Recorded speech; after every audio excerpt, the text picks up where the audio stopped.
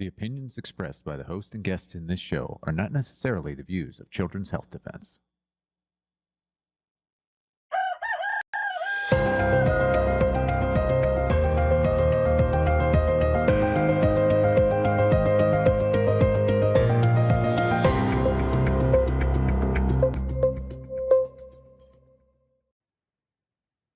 Good morning, CHD. It is the 22nd of September. It's Monday. It's 2025. We are live here at CHD TV. We're going to start in a second with Brian Hooker and covering what Bobby might be talking about today and the lives of Susan Monarez. And then we are going to go to talk about these ostriches that we understand the police are there right now, ready to cull these ostriches. Please pray with everything that you have that they do not do this, because I know all you viewers have been following it and you love these ostriches, you love the people that look after them. So we're going to go to that story. Then we're going to go to Bella with Mothers-to-Be and Sarah Kenoyer. You remember Sarah used to be the host of Tea Time in the homeschooling section. She's going to be talking about a birth story, and it's like no other birth story you have heard. So be prepared for that. All right. So good morning, Brian Hooker, our Chief Scientific Officer. Good morning. Thank you for being here.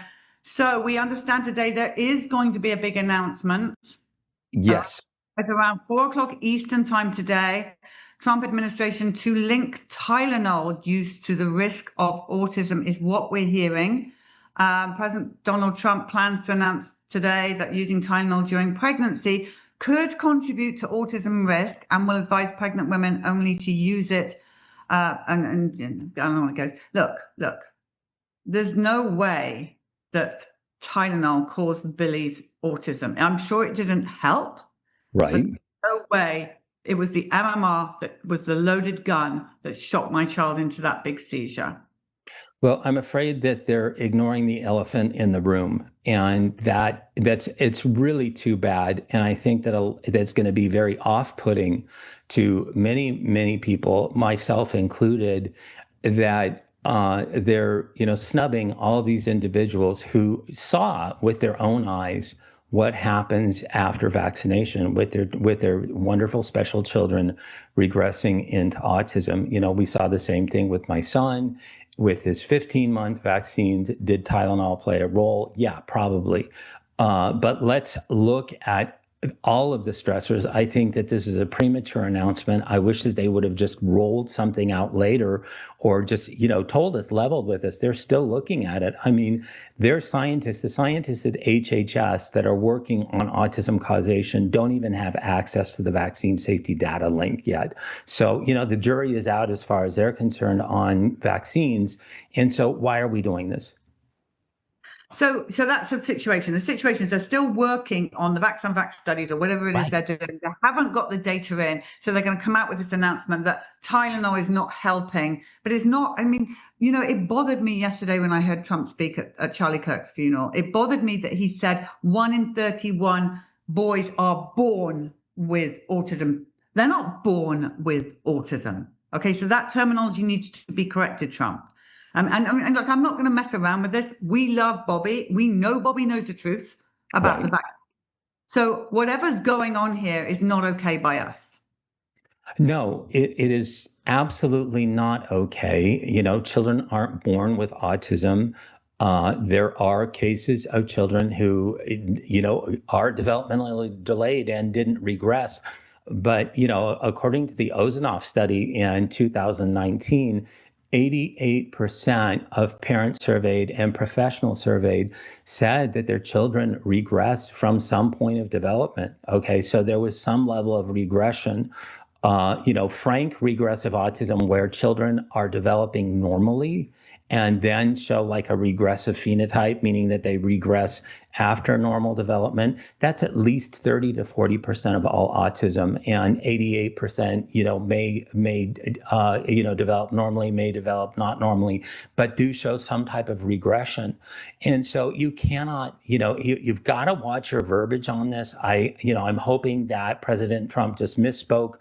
But this is so vital, and it's so important that it's done right and that they get this right.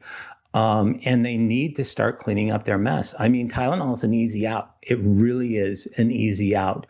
And it could be the scapegoat, especially Tylenol during pregnancy, which, even when you look at the experts that talk about Tylenol, talk about acetaminophen exposure, they say that pregnancy is probably the least of the problems compared to perinatal and postnatal exposure to Tylenol.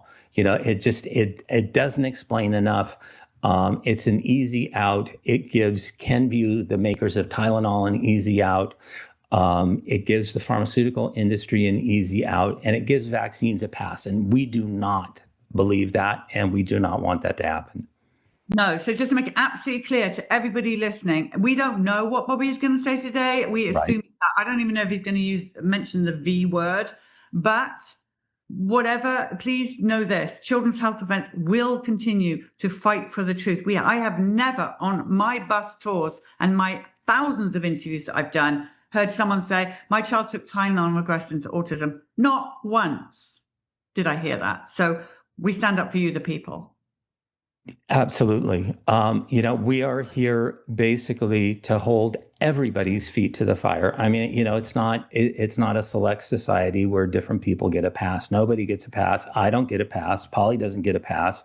And so we want to make sure that these children and their stories are represented. Now, Tylenol and vaccines do go hand in hand. They do go hand in hand, but I have talked to individuals and I've been contacted by individuals and asked individuals to reach out to me if their child regressed without Tylenol. And, I'm getting many, many responses from that. And so to say that that is, the easy fix or the end all that is going to end the autism epidemic, it's really foolish. Okay, well, we'll see what happens and we will report back to you with our scientific team and we will get to the bottom of whatever's going to be said today. But pray for Robert Kennedy, F. Kennedy Jr., because he needs our prayers right now. He does. All right, let's talk about Suzanne Monarez, because she wheeled a web of lies the other day. I mean, it was sort of evilly dark. There was sort of a pall over the entire, hearing. And, the fact that Bobby was not there to defend himself, that, it was Susan Monarez and then this other chief medical officer of the CDC that, voluntarily quit, evidently. And we do not know the backstory about that, but we know that Susan Monarez had committed insubordination. I mean, she flat out refused to do what Secretary Kennedy told her to do. I mean, that's insubordination. And she was covering up the fact that one of her subordinates was literally hiding the vaccine safety data link from Secretary Kennedy for 7 months, saying that it didn't exist anymore. I mean, and we were throwing up our hands, thinking that somehow they had destroyed the vaccine safety data link. It was tucked away. And Susan Monarez helped hide that. She's complicit in that. And so, to hear her spout a bunch of lies regarding what happened, regarding the vaccination schedule, regarding Secretary Kennedy, was really, really dissatisfactory, and those lies need to be corrected. It was horrific, and senators were horrific. It was Ron Paul was amazing. Yes. Everything else was disgusting, as far as I'm concerned. It was, to me, it was worse even than the one we saw before with Robert F. Kennedy in the hot seat. And when Bernie Sanders shouting out, "Let her speak." Well, you didn't let Bobby speak when he was sitting there. Anyway, I'm going on. Let's take a first clip and break them down. What was the Secretary's reaction when you raised the need to consult scientific evidence before making decisions? Yeah, it was, this is when he stated that CDC had not collected the data or the science. There was no scientific evidence associated with these vaccines. He said that CDC had failed in its duties to be able to appropriately evaluate the safety, the efficacy, never had conducted controlled clinical trials, placebo-controlled clinical trials associated with the vaccines. He made another set of assertions associated with CDC that were particularly pointed and particularly hurtful and disparaging. He called, in that context, CDC the most corrupt federal agency in the world, emphasized that CD employees were horrible people. He had said that, I'm sorry. He said that CDC employees were killing children and they don't care. He said that CDC employees were bought by the pharmaceutical industry. He said CDC forced people to wear masks and social distance like a dictatorship. And the one I think that hurt me the most was a particularly vivid phrase he said during the COVID outbreak. CDC told hospitals to turn away sick COVID patients until they had blue lips before allowing them to get treatment. And it is fair to say, in your view, that those statements are not true. Those statements are not true. Brian? Well, she just committed perjury because all of the statements that were made by Secretary Kennedy are true and absolutely are supported by the evidence.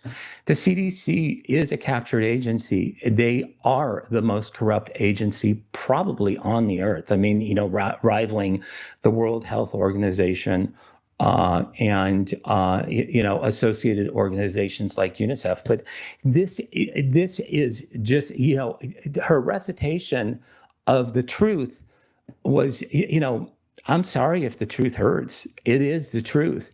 And we've got the evidence. I've been collecting these emails via FOIA for so many years, looking at the disregard that people that were in charge of the vaccination schedule had for your child and my child. It was all about the program. It was all about protecting the program. Colleen Boyle threw Black children under the bus. She basically ordered that data to be destroyed. That is a matter of record. I'm sorry, and if the shoe fits, wear it, lady. I mean, I'm sorry that it's an uncomfortable shoe for you, but this is what happened in the CDC. There's mountains of evidence to show what happened in the CDC. It has been written over and over and over again. The new book that came out by Gavin DeBecker, the name escapes me, is a really good reference to see how the CDC treated children. And this needs to be spread far and wide, and she needs to stop lying. Forbidden Facts is the name of the book, but yes, she does need to stop lying. And when she says it's particularly hurtful, Suzanne, listen to me. Hurtful is nothing compared to those parents that have lost their babies or minds have been murdered for the rest of their life. Your feelings, your hurt is nothing compared to the pain around America because of the decisions of the CDC. Right, let's run the next clip. I think you might have an honesty issue here that we want to point out. So what day was it that you spoke to the attorneys first time? It was on or before the day I was fired. No, that's when you retained them. You already testified to that. When did you speak to them? Again, it was on or before the day I was fired. So you retained them the first time you spoke to them? I believe that I retained them the first time I spoke to them. Was you let go in the middle of the night? Was you let go in the middle of the day? I believe. Now, I know the answer to this, so let's be honest here. I believe I received. I believe I received an email from the White House indicating that my services were no longer needed. What time was that? Sometime in the afternoon, sometime in the evening. Late evening, late afternoon, late evening. And so you got hold of the attorneys late at night? I'm sorry, what? You got hold of the attorneys after business hours to retain them? I don't recall. I think you do. I really. You don't recall retaining your attorneys. I don't recall the specific time or day that I returned them. See, I still think you have an honest issue because it wasn't that long ago. And I think I could recall when I hired an attorney. That's great. Wow.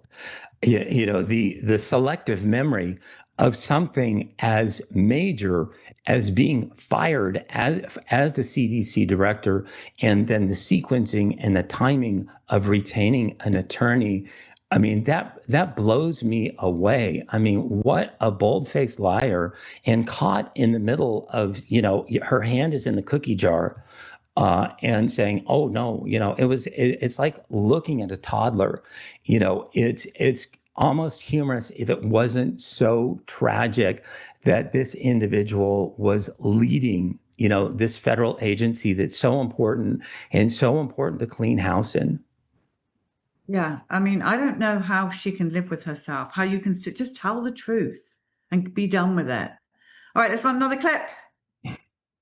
Would you agree with me, though, at this point in time, that you're not the right person for this job? That your belief system, thinking that every child needs every vaccine, which is what your CDC does, every child needs every vaccine, all 70 to 80 of them, is certainly a different mindset than Secretary Kennedy's. Would you agree that certainly you're going in a different direction philosophically than Secretary Kennedy is? So I will stand behind scientific integrity with every decision I ever make.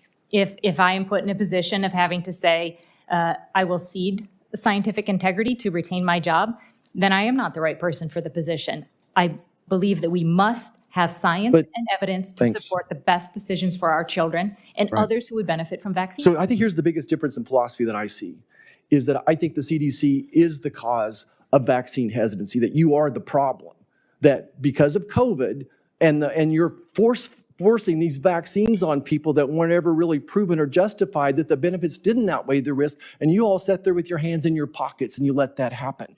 And then you let this hepatitis vaccine be at 1 day of age, be forced upon everybody.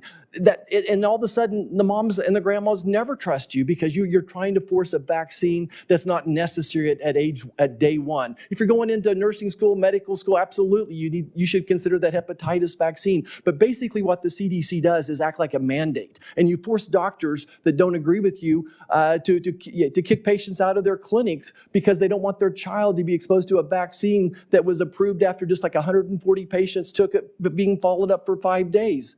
It just makes no sense to me that every person needs every vaccine.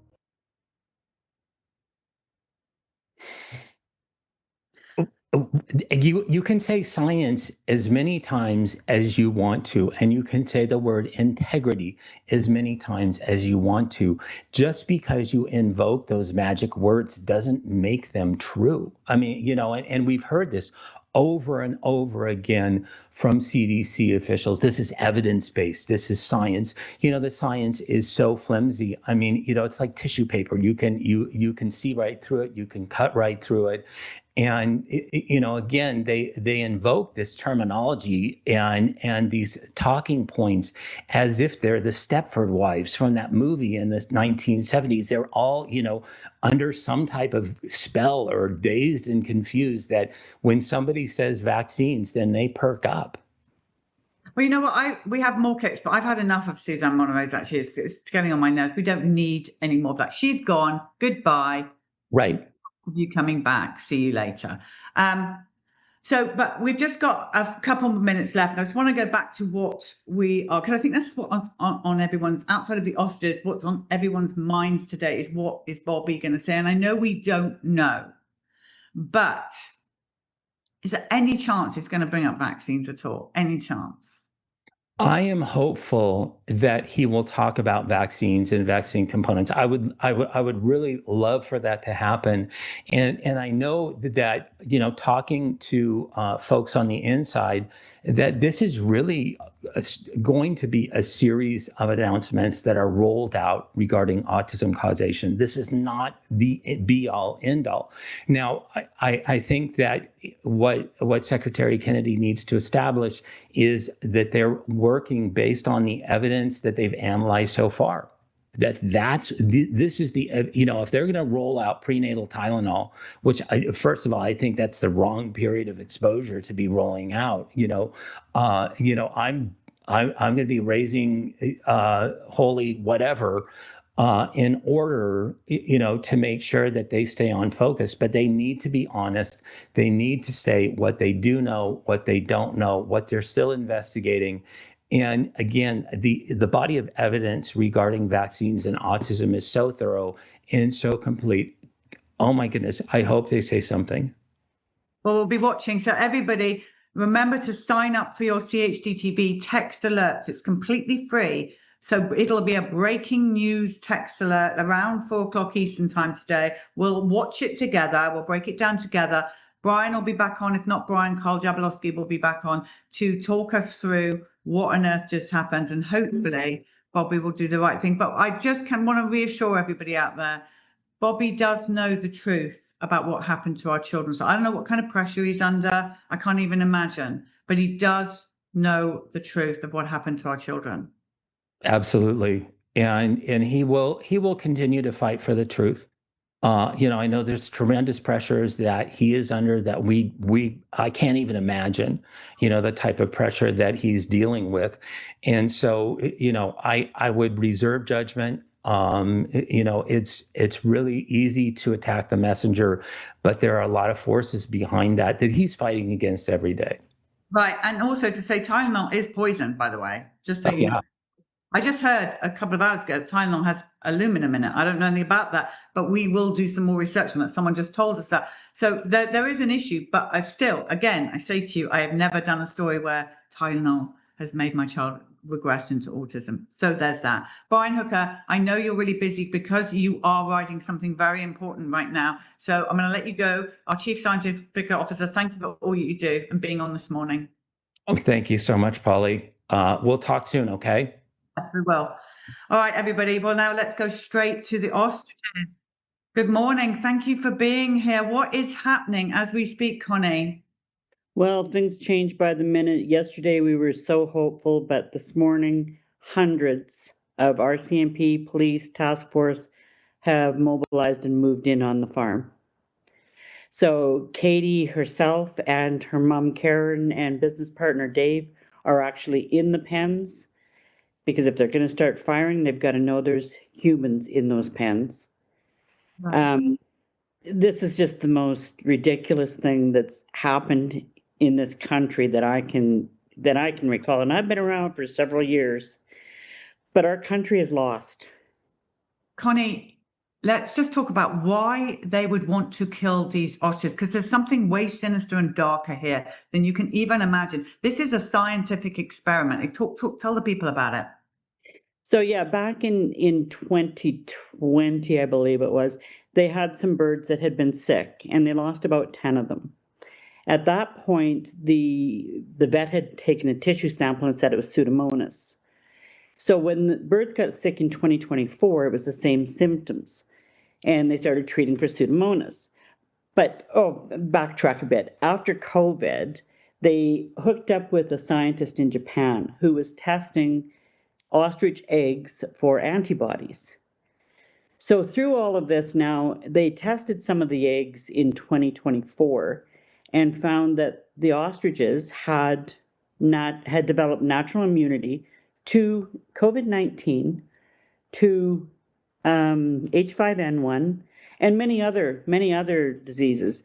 But what's happened with all this research out of Japan is they have shown that the ostrich egg is pretty much the answer to big pharma, because they have developed, they can treat cancer, influenza, superbugs, so all of these antibiotic resistant things that we see in the hospitals, the antibodies found in these eggs can treat that.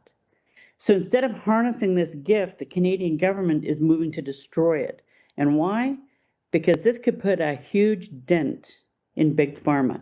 If you can harvest natural antibodies from an ostrich egg, you no longer need vaccines. So this kind of goes hand in hand with what you were just discussing, because they have shown that these antibodies will neutralize the viruses and the bacteria and even the drug-resistant infections. So they provide powerful antibodies that are unmatched. And it was so sinister. And we were just talking with Brian Hooker before we went live, and he was saying the avian immune system is so robust that we have a lot to learn and gain from it. So killing these ostriches is demonic, dark, evil. It's very dark. And we've been so fortunate because RFK Jr. has spoken out on this. The Trump administration is behind saving these birds for the research that the key that they could hold the breakthrough for human health. Not just for human health, but for animal health as well, because these antibodies can be used across species. So this has nothing to do with birds getting sick and them trying to protect the trade partners and other farms. This is destroying natural immunity.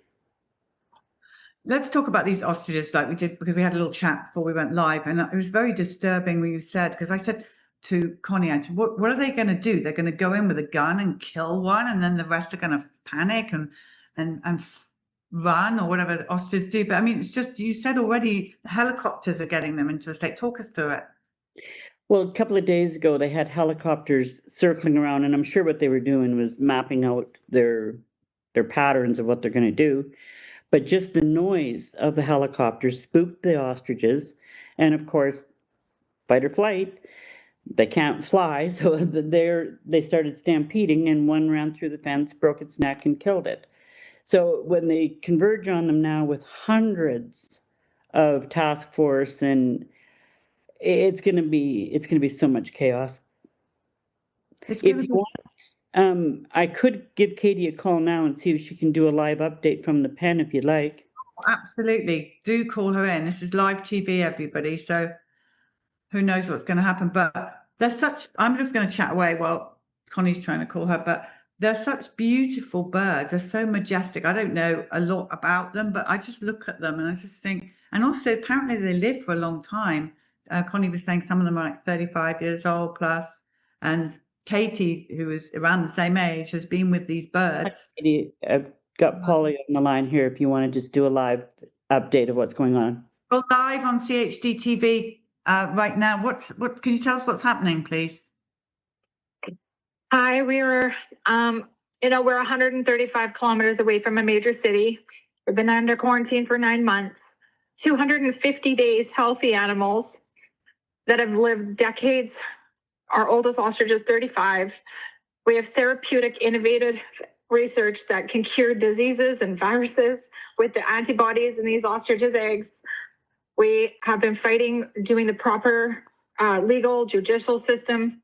We've done everything right, and we just keep being denied. We have reconsideration material with all of our expert witness reports showing the science of these animals and that they are not sick. The Canadian Food Inspection Agency is ignoring that. They will not listen. We have applied for a leave of Supreme Court. That is in today. We have 100 or more police cars with command centers that have been showing up 135 kilometers away from a major city. They all rolled in this morning. They have dart guns. They want to kill all of our ostriches that our families raised for 35 years that are resilient. They're healthy. We're out with them right now. We're out with the ostriches in their pens. We have a group of amazing supporters that have just been rallying with love and kindness and everything that we've ever stood for, to say to stop. You can be a hero. We had a truck rental company that rented their trucks to Canadian Food Inspection Agency. They found out what their trucks were going to be used for, and they were the first heroes. They stood up and said, no, we want our trucks back now.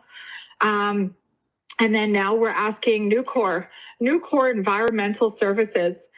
They have a $188,000 contract to dispose of all of our healthy animals with no virus. Not one of our ostriches on our farm have ever been tested. No ostrich on this farm has ever had a test done on them. And we're 250 days in, so we don't know. We're hoping we're going to have a miracle today. We're going to either get our emergency stay, they're going to acknowledge our leave of Supreme Court, or that we're going to have the next hero, and that's going to be Nucor. Nucor needs to be the next hero and stand down and say, no, we're not going to dispose of decades of life, heartbeats, and warm skin that could actually heal humanity. No, we are not going to do this. And that is what we're calling on, is Nucor to be the next hero and say, we are going to stand with Canadians and all the international support. And we want, and we're not going to dispose of life today. We're going to choose life over death today. Katie, well, we're all praying for you. What else can we do? Is there a number that we can call is it anything else we can do? Yes, Connie will have that. I'm sorry, you guys, I gotta go. This is RCMP. Connie, can you do new core phone numbers? Yeah, I can find that for you. Okay. Katie, thank you. We're sending lots of love Bye. to you. Connie, so yeah, what can we do? We've got to stop this. There is a company called, I'll have to look it up here, New Core Environmental Services. One sec. Well, I'm sure our people can look it up as well. And I guess what we get on the phone and say, you've got to do the right thing. Yeah, it's NUCOR, Environmental Service. That's it. Now, they did have a little disclaimer popped up on their website yesterday saying that they're not part of the Edgewood action, but I don't know. All fingers do point that way. They have identified on the government contract site, it shows that they have been paid $188,000 by the CFIA. So whether they're manipulating, saying that they're not part of the actual culling, they're just part of the cleanup, which I believe that is the truth. I believe they're part of the cleanup. It's so disgusting. I'm so sorry. All right, Connie, will you come back and keep us updated, our viewers updated? And I know, I can't tell you how many of our viewers are praying for you all, the ostriches, and us in huge support. Well, and something that Katie, I don't know if she said there, but not one of those birds have been tested ever for anything. And there's been 251 days, not so much as a sniffle on that farm. So what people have to understand, this is not about one farm. This is not about 400 ostriches. This is the World Health Organization, the World Organization of Animal Health, which is all part of the UN, and the One Health agenda. This is coming to a farm near you too, in the US as well, in the UK, everywhere. This is a global takeover. And, you know, they tell us that CFIA is following the Public Health Agency of Canada's direction. Well, the Public Health Agency of Canada is the official national focal point for the World Health Organization. None of this is being done by Canadian direction. This is all foreign direction being conducted on Canadian soil. And it's coming to a farm near you. If people don't stand up and say no to this now, it's coming to everybody. And it's not just ostriches, it's every animal on the planet is at risk. Thank you, Connie Shields. So unlockalberta.substack.com. I guess you're updating people the whole time there as well. But Connie, thank you for being here this morning. We're praying for you. Well, thank you so much for covering this, Polly. It's really important that it gets this international exposure. Yes, 100%, Connie. Anytime you're welcome back here. Just keep us up. Thank you very much. All right, everyone. Well, so we've got some big prayers to do today. Pray for those ostriches. Pray for Katie, Connie, for Robert F. Kennedy Jr. for the announcement today. But for now, we're going to go to Mothers to Be, and I think you're going to enjoy this. This is Sarah Kenoyer and her extraordinary home birth story.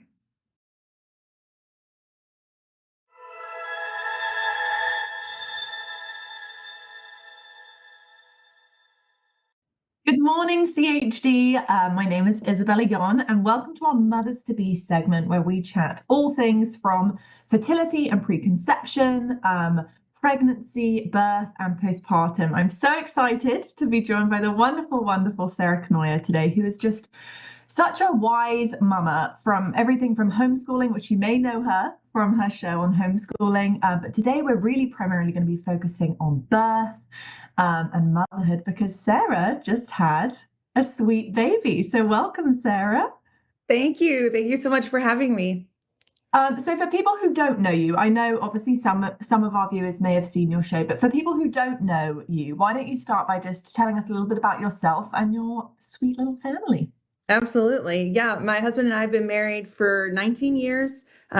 Joel David was just born here in June, and he was our fifth pregnancy, sixth baby. We were blessed to have twins 10 years ago. That feels crazy to say that there was such a big gap, but the Lord just put it on our heart that it was time and we were ready after everything that we have learned, especially with here CHD and the people that we've come alongside and gotten to know. I know COVID was a terrible time, but it did have its silver linings. And for us, it revealed a lot of the ignorance that we were living in. I think we took our health and our food and our education and a lot of things just absolutely for granted. And so now that we've learned what we've learned and we know what we know, the Lord put it on our heart to have one more baby and have that precious baby untouched, unscathed, unpoisoned. And he's just beautiful. We're so blessed to have him, so lucky to have gone through this journey, no matter how old I am. Yes, it's so exciting. So let's start all the way from the beginning, I guess, when you first found out you were pregnant. What did you want to do differently this time around? Say in terms of prenatal care, eating, all of that. Everything. And that was part of it too. We had been for so many years detoxing ourselves, switching out all of our cookware, getting rid of synthetic fragrances, making our own dishwasher detergent, laundry soap, all these things. And that wasn't on purpose for prenatal care. That wasn't me trying to conceive. That was just us trying to be healthy. And during that whole journey, eliminating seed oils, eating organic, kind of going back and forth with gluten. I know it's not good for anyone really, but no one in our family seemed to have an extreme intolerance. So trying to feel around those parameters, what was going to work for our family, what wasn't. It was an amazing experience to think, wow, I'm 42 years old and I really can have a baby. I'm probably healthier than I have been in a really long time. I wouldn't say maybe stronger because I got a little lazy. So Sarah needs to go back to the gym maybe, but healthy. And that's the stuff you can't really see on the outside, but I'm certain, as far as illnesses go and the ability to hang out with all my kids and wake up early to do homeschooling and still hang out with the teenagers and have conversations no matter how late at night and being able to get up and do it all the next day, that has to be a sign of health to be able to endure at the pace that we are. But it's a great pace for our family. It's great. And I'm blessed to be able to have done all that. So getting pregnant, it took us, once we decided that we wanted to be pregnant, and part of our story, I hope my husband doesn't mind, but we did reverse his vasectomy because we learned that men with vasectomies are at risk for 4 to 5 different types of cancers. So was that part of getting pregnant, the plan at the beginning? Probably not. That wish was more our health journey and trying to remove toxins and, instead of having to search for a cure, search for the prevention. That was the journey we were on. But like I said, 4 months later, his vasectomy is healed and we were pregnant and it was such a blessing. So Joel David's here and we had a wonderful experience with all that, but I'm sure you're going to ask. Yeah, and it's so encouraging. I think, I have several friends who are in their 40s and are trying to conceive or wanting to conceive. And I think there's so much noise out there. And maybe you've experienced this, Sarah. People just saying, oh, you can't get pregnant in your 40s or you shouldn't, which is so false. And you're such a testament to that. I mean, to get pregnant in 4 months, whether you're 25 or that's amazing. And I think it just shows the power of when you take care of your body. Age is just a number. It really doesn't matter. It's all about your health. So yeah, did you experience any kind of backlash or fear mongering when you told people you were maybe trying to conceive at 42? Yeah, I think at this point, being 42, I don't really care what people say. So that's a great feeling. It took a lot of that stress away. And I will say for the majority of my mom friends, we've lived this journey. They're my mom friends because we have kids about the same age or whether I know them from church. So many of them said, I wish I could. I wish my husband would. I would do it if I could. I would do it in a heartbeat. I'd have another baby. I heard that more often than, oh no, why? Which I did hear. That wasn't a void comment, but it was not the predominant comment. Most people were thrilled. Most moms were excited. And I don't know, what's the better one, envious or jealousy? The one that doesn't require bitterness, but just saying that they wish they could come alongside and do the exact same thing. That made my heart so full, because we are this culture of thinking that we just need to, two and done, just replace yourselves and be done. But that's not really what the Lord intended. He wanted us to go forth and multiply. And I am so thankful that I didn't listen to culture. I'm thankful I didn't listen to doctors. I'm thankful that my midwife just took us on, never used the G word, geriatric, ever. We never had to take any precautions that my body weren't trying to advise us to take. So there wasn't anything we had to do, because of your age, let's do this again because of your age, or let's do this extra test because of your age. Never had to say or feel any of that. I know my family were probably more concerned. And I think the Down syndrome thing comes, the older you are, the higher the chances. I didn't experience that. My midwife hasn't experienced that. And I'm sure there has to be some truth to it somewhere, but it's not the norm. It's not the usual. And I've known women younger than me have had beautiful babies that have Down syndrome, and women older than me that have had babies that don't have them. So, I just don't know that that's really a fear that you should take into your heart and prevent you from growing your family if that's not what's good for you. If that's not what the Lord is calling you and your husband and your family to do. Yeah, totally. Oh, I love it. Well, we're so happy that baby is here. So you mentioned that you went for a midwife this time. What made you want to go for a midwife, and how did that differ from care before? Prenatal visits, not just birth, we'll get to birth later, but even just, care from a midwife. How does that differ from your experiences with maybe OB care before? Yeah. So from all my journey, from the very beginning, even before I was aware of this health thing that, the hospital system is broken, that, pediatricians are just they're parroting words from either a website or a book. I was pregnant with my very first son at 25, and I never wanted medical intervention. I was offered Pitocin, I was offered epidural, I was offered all these things. And I said, just please let me do this. So my first son was born without any medical intervention, delivered by my by my obstetrician in the hospital. So then when my second son was born 18 months later, the local hospital had given midwives permission to deliver. So that's what I opted for. I had always seen a midwife at my practice, but the hospital wouldn't allow them for delivery. So that's how it went the first time. But by that time, my second one was born, the hospital allowed midwives to attend the delivery. So my second one was delivered by my midwife. Again, very little intervention during birth. He had his own set of complications. So I was thankful for modern medicine at that point. But by my third son, I did have him at home with a midwife. That was in 2013. And I loved that experience. I loved being in my home, not being woken up, not constantly in fear of how heavy is his diaper? How often has he woken up? Have you woken him up to feed him? Has he made this noise? Has he done this thing? Here's the hearing test. Here's the blood test. Here's the foot prick. Here's all these things that were just not present, and it was so much more peaceful. I will say that labor was a little long, and because my body had done it, it went faster as far as getting to the point of delivery, but I was more present in my body, so I was able to experience the whole thing. But I went into labor. It woke me up from sleep around 7 a.m. He was born at 11 a.m. It really wasn't that long. It was probably pretty painful.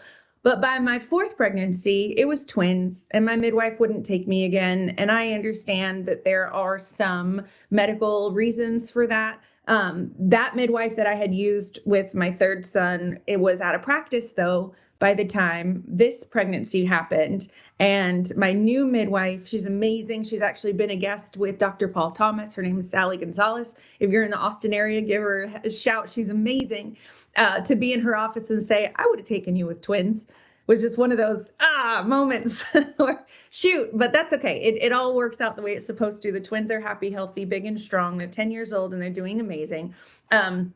But this time I really was ready again to be back at home, plus knowing what I know and having a 10-year age gap sounds crazy, but at the same time, I'm that much older. I'm that much more experienced. And having an infant while having a toddler is one of the hardest things to do. It's so hard for our mama hearts to want to feed the baby and keep the baby's nap schedule while feeding your toddler and making sure they know they're loved and they have all the attention in the world. It's a really stressful time, no matter how peaceful your home is or how many lists you make or how organized you try to be. It's hard. So now having 10-year-olds who can quite literally scramble themselves an egg and make dinner for the family if I ask them to. They have the desire, they have the skills. We have plenty of people here to watch over them. It's such a remarkable, peaceful, different experience to have this itty bitty baby that counts on me and this whole troop in my family that's able to come alongside and do the dishes and make the dinner and be quiet. They can do that. That's a gift to be able to ask them to do that. And it's possible. Yeah, I love it. Yeah, one of my very good friends here where I live similarly has a 10-year age gap, or actually I think it's going to be a 12-year age gap, but it's the same thing. The older children are so helpful and actually the sweetest relationship between the older and the younger siblings. So I love it. I love it. Right, let's talk birth story. Everybody's favorite part. Everybody's favorite part. I can't wait. I love a good birth story and I know this is a good one. So why don't you just start from the beginning and run us through the whole thing? Let's go.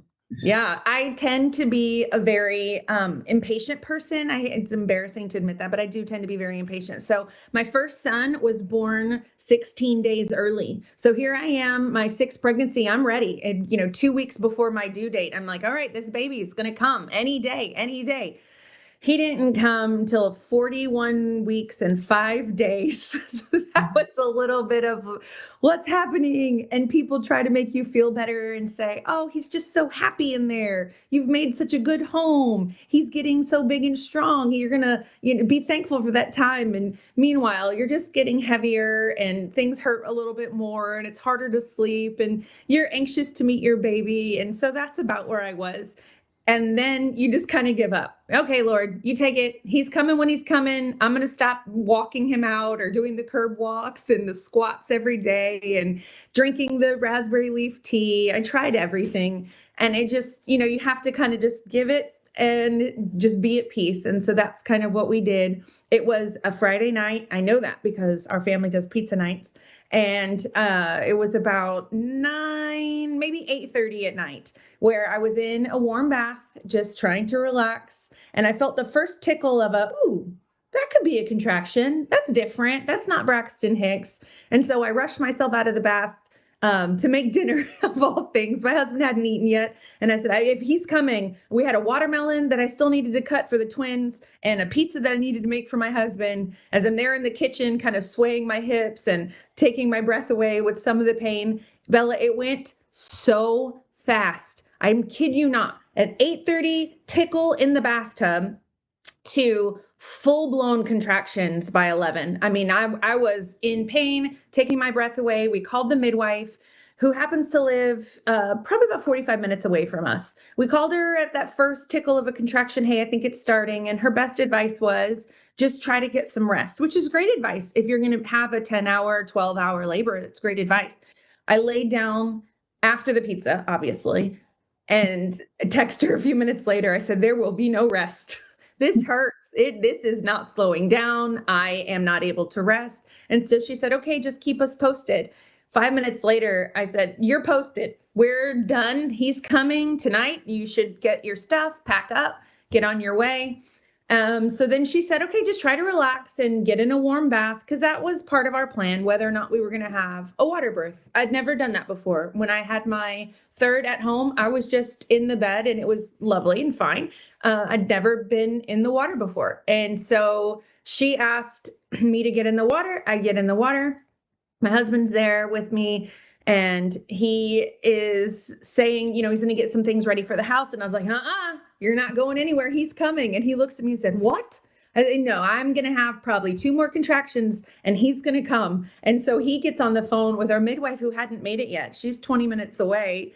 And we're on speaker and he says, she says she feels like pushing. And my midwife says, okay, then she's going to push. And we're both looking at each other. what are we going to do? And so we do what the world has done since the beginning of time. We pushed, he was delivered, beautiful, precious baby, all 10 toes and 10 fingers. And we're just being coached on the phone by the midwife. What do we do next? And she says, well, when he comes out, pick him up. Okay, that makes sense. But when you're in a moment like that, someone needs to say those words to you. Take him out of the water.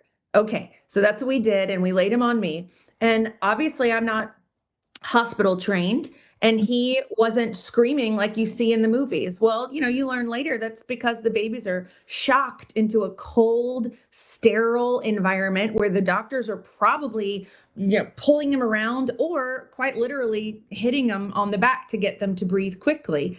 And instead, our advice, she said, just rub his back. That's all you need to do is rub his back. And then he just takes his breath. And I'm going to cry right now. It was beautiful. Oh, I love it so much. And so when then did the midwife arrive? Were you guys together just with your sweet baby? Oh, that must have been such an amazing experience to actually have that moment with just your husband and your sweet new baby. I love it. In all reality, it was one of the most beautiful gifts God could have ever given us, just to know that's how he created us women to be. That's what he created us to do. And I know there are women in there that have complications that are absolutely unforeseen. I know that medical technology has saved the lives of mothers and children beyond compare, but I also know that it's interfered. I know that they're shoving Pitocin and shoving epidurals and doing all these emergency C-sections are so unneeded. That emergency is man-created in most cases. And so to be able to deliver him on our own, to know that all you have to do is rub his back and sit there and hold your precious baby without causing chaos or stress. It was beautiful. And so the midwife, she did show up 20 minutes later. She was there with a smile on her face, just kind of knowing that we could do it. And she had confidence in us. And it was a really just beautiful moment because we're still looking at her like, what do we do next? And her face is just nothing. You just hold him, because our plan was to leave the cord attached, and our plan was to have him in my arms the whole time and not leave. And we did everything that we wanted to do, just not exactly the way that we had imagined it. So she did arrive. She did have a team. So our other doula midwife, Katie, arrived, and we sat there. And we talked, and we kept the baby warm, and we let the placenta do its thing. We let the cord go empty. One fun fact is he was born with a knot in his cord. So obviously it wasn't so severe that it caused him any hindrance during his growth. His heartbeat was always wonderful. But it was a pretty amazing experience to see that you could do that. We stayed in the water until the placenta came out, and then we just transferred very easily to the bed, and he was with me the whole time. Beautiful. And how's he doing now? He's amazing. Yeah, he's actually, tomorrow is going to be 11 weeks old. He is gaining weight and getting those chunky little thighs, and he already has his double chin. We're going to go for a triple, see what we can do with that mother's milk. We have been nursing exclusively the whole time, so that's been really nice. And he's smiling and giggling and has been holding his head up, and we just, do that. He loves to be over your shoulder. So, I've learned that when you put your feet or your hand under their feet, it just helps them feel a lot more in control. Well, Joel David will just stand straight up. If he had balance, the boy would be walking. I mean, his legs are strong enough to hold up his whole body. His head, it'll still kind of slump sometimes, but for the most part, he's able to hold his head up for a really long time, and he looks around now beyond tracking. If you call his name or make a loud noise, his eyes will just shift to that corner and follow you. And he's beautiful, and he's great. He's amazing. It is incredible, the stories that we hear of how when you leave these babies just as the Lord intended and don't interfere with them throughout birth and also through the first few months with vaccines and interventions and all the things, it's incredible how advanced they are. I say advanced because, yes, compared to the population advanced, but I really believe that that's just how the children were meant to be. They're meant to be able to do these incredible things at a young age, because again, that's how we were designed. And if we just don't interfere, it's amazing they can do. I totally agree. I'll tell you one more thing. When the midwives were there with us, I have to sign an agreement to forego the optional medical interventions. And I was like, give me that paper. It was one of the best signatures I ever put on my name, on my life ever. Just like, no, thank you. Get out of my face. It was great. I know, it's such an empowering feeling, especially after you've done, all the research and just knowing you're making the best choice for your baby. I love it. Sarah, thank you so much. This was so encouraging.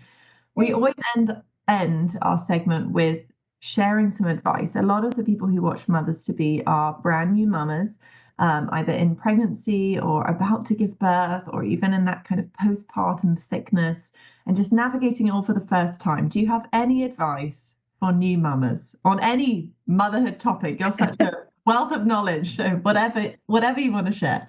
Yeah, I could probably go on for a really long time. But to say that stress and fear are some of the worst, most controlling things in your mind, to have a partner that can look at you and say, he's gonna be okay, is one of the most satisfying feelings. But just know those moms who worry about everything, I would say 99% of those things really don't need to be worried about. Maybe they need to be prayed over, and maybe you need to just take a moment, but to be able to rest in the fact that this child was in your womb, delivered, and you're holding him in his arms is such a miracle that it is going to be okay. Even when he's crying in the middle of the night, he's not going to remember that your milk didn't come in, 2 seconds after he asked for it. If he's crying, a lot of times they just want to be held. They don't have any other way to communicate. And to love yourself and love that baby in a way that it was the way the Lord intended you to be is a very peaceful feeling. And that really, it just helps in so many ways.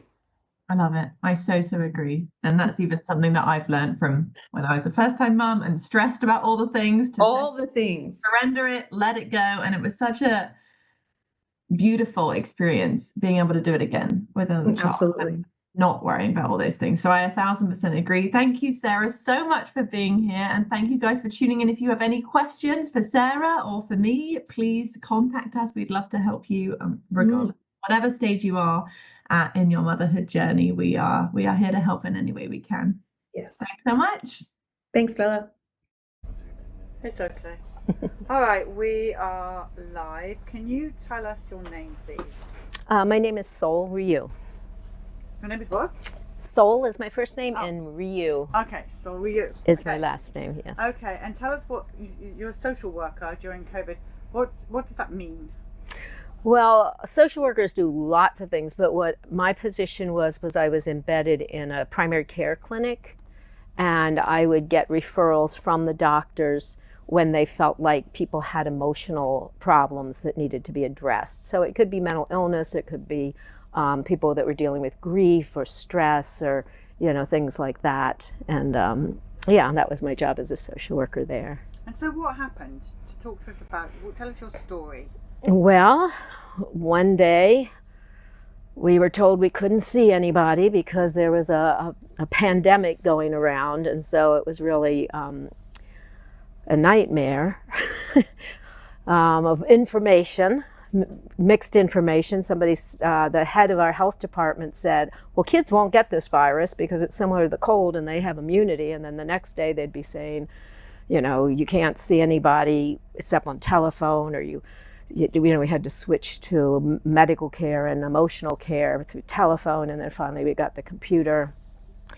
And it wasn't for a while, it was several months later, I started getting people coming into my office because they were very upset and stressed out. And one woman came in and she said since she got vaccinated, she had a migraine every single day, all day long. And she'd been back and forth to different doctors, and not a single doctor could give her anything that helped. All the things that helped with a regular migraine did not help her.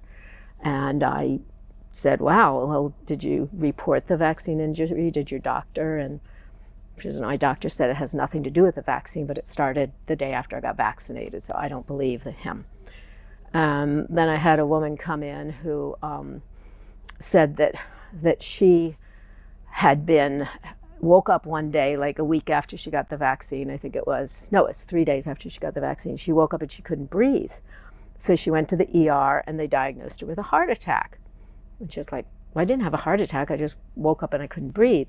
But apparently there's a number that they show that says you've had a heart attack. And since then I've heard that it means that the muscle of your heart has been damaged. So previously, that's how they would diagnose a heart attack. Well, this showed, of course, 3 days after she got the vaccine, she had muscle damage in her heart. It didn't show she had a heart attack. It showed vaccine injury, right? And so I asked her, if she had said anything to the doctor about that. And she says, oh yeah. I said, this must be, from the vaccine. And the doctor said, no, there's no relationship. And so this poor woman was going back and forth between the pulmonologist and the cardiologist. They were trying to figure out how to help her condition where she couldn't breathe, and they both kept referring her back to the other department because they couldn't find anything because it was a vaccine injury, right? And they weren't looking for that, or they were looking at traditional problems with hearts and lungs. And then another guy who had like a bypass surgery right after the vaccine, and somebody else who had a heart attack right after the vaccine, and they actually didn't connect it because they were told, I said, it's 3 days after your vaccine, Oh, there's no relation. My doctor told me there's no relation. So it's extraordinary how people are so believing in these doctors. But also there were concerns, number one, the pressure. I mean, I didn't want to get vaccinated. I had the year before I'd gotten vaccinated because they, in the hospitals, if you don't get vaccinated, then you have to mask. So I got a flu vaccine the year before, and my naturopath said, oh my God, your body's all toxic, we have to detox you. What have you been doing? And it was from the vaccine. So I wasn't going to get vaccinated, but they would literally come to my office, a nurse would come to my office. Oh, we have extra COVID vaccine serum or whatever they call it, and we noticed that you haven't been vaccinated. So how about right now? And this would be announced with everybody around, and there was so much pressure, and there was no confidentiality about who was vaccinated and who wasn't with the patients. In fact, the people at the front desk who were hired to answer the phones and make appointments were charged with going down the list of patients, and anybody who wasn't vaccinated, they were calling them and asking them to get vaccinated and trying to set up an appointment. So total breach of confidentiality and HIPAA. And when I mentioned this to my neighbor who was on the hospital, he's a commissioner for the hospital, he said, HIPAA during a pandemic? Are you crazy? So anyway, I was just, So you took it? Yeah, The Johnson and Johnson. then I had adverse effects too. So what happened after taking Johnson Johnson? Oh my God. I woke up, it was Friday I got vaccinated, and Tuesday I woke up and I was like, what is the matter? I'm sick, I'm drugged, what's the matter? I can't think, I can't focus, I don't have any energy. And so, I called in sick that day, but it continued. I mean, I would go to work and I couldn't get through the day without laying down on the floor and taking a nap, and I still was exhausted, and I couldn't read my computer. My eyes couldn't focus, and I couldn't remember things. So, I'd have who I was supposed to see, on my computer. I would enlarge it, which was a real pain in the butt, and nobody would help me because, when I talked to my supervisor and other people about, since I've had the vaccine, I can't see, they didn't want to have that conversation. But anyway, when I finally figured out how to enlarge it with tech support, I could see who my patient was, but I couldn't remember from the time of reading it in my office to walking into the waiting room to say, who I was going to see. And then I couldn't remember when I brought them back to my office why they were there. So anyway, I had to retire because it was unethical for me to continue. But I mean, I also have, my eyes stuff has not gotten better. And the exhaustion, I've been working like, what is it now? 2024. And this was in 2021. So for 3 years, I've been working with my doctor trying to figure out why I'm exhausted. And we've gone through all sorts of things. And it was discovered that I have supraventral tachycardia, which I also hear is being called POTS and is being related to long COVID. So obviously it's a vaccine injury because they're both the same thing. Are you done with vaccinations now and no more? Are we done? Oh, absolutely no more. Any pandemic, future one?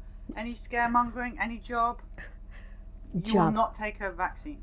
Oh, no. For any reason? No, probably not. I mean, I was always hesitant, like, I didn't take the my doctor said, you want the pneumonia vaccine? And I said, why? Well, it will stop you from getting pneumonia, and you're in your 70s and you're likely to get pneumonia. And I said, well, I've heard pneumonia is the angel of death to older people. And she says, what? And I said, well, if you're unhealthy and you get pneumonia and you die, it's because you're unhealthy. You know, I mean, why would I want a vaccine to keep me alive, hooked up to a machine or something? If I'm unhealthy enough to die of pneumonia, then I should be dead. And then the shingles, they wanted me to take the shingles. I was like, I don't want the shingles. So no, I've never taken vaccines. But like I said, the hospital was pretty insistent. I mean, what actually happened was I woke up one morning and I felt like kind of ill. So I called in sick. So mandated going down, getting tested to see if I have COVID. And that was when it took 3 days to get the results back. So I was sitting there for 3 days, quarantined, and said, oh my God, if this test comes back positive, because I knew lots of people were getting COVID around me, I will be the first person in this hospital that was a staff person and got COVID and went to work with COVID. And I would be on the front page of the newspaper. I'm in a small town. We have a staff person at the hospital who has COVID. And I would be the first one. And I said, oh my goodness. And everybody knows I'm unvaccinated. So that was when I said, okay, if I get COVID, I want to be at least able to say that I'm not vaccinated, you know, if I'm going to be the first. Look at the consequences of that. Yeah, I know. It was, I wish now that I had found the support. You know, that's what I was thinking. If I knew anybody else in the hospital who hadn't been vaccinated, I think I would have felt good about not getting vaccinated. But all I heard, you know, like people in the, I started hanging out with a group in town called Health Freedom Information. And I got all this more information about how unsafe the vaccines were, you know, once I had the vaccine injuries. And it was so upsetting because, like, I'd go into the staff lounge and somebody go, oh, I just got vaccinated, so I have a chip in me, and and I can hear it telling me things that aren't true from the universe. You know, all the things out there that we're concerned about, they would mock and make fun of. And one time I was really upset because this young girl came in. She was 13. And her teacher was asking the class how many people were going to get vaccinated because the vaccine was out for children. And she raised her hand and she goes, I am not getting vaccinated. Any company that puts asbestos and baby powder is not going to put anything in my body. And I was so proud of her. And I came out and I told one of my coworkers, and she goes, poor kid, probably her mother's listening to those conspiracy theories. And so there was like no support. And this was after I had the vaccine injury and I was struggling, and this woman, my friend, knew anyway. It's just so upsetting to be telling people, you know, I can't see, I don't have energy to make it through the day, I can't focus, I can't remember, and they're kind of like, no, I'm talking about something else, change the subject. And I mean, plus I had all sorts of body pain, body aches, and nausea and other things, but it didn't affect my job. It just was really uncomfortable. And well, thank you for telling your story. Yeah. I really appreciate it. Is there anything else you want to add to this? Well, that there's lots of doctors out there treating this stuff, and so like there's hope that we're going to figure out how to heal ourselves for those of us that didn't know. Yeah, I think that's really important. Yeah. Thank you. Thanks for doing this. This and all CHD TV programming is made possible by generous support from viewers like you. Please consider making a contribution today to keep our programming going strong. Thank you.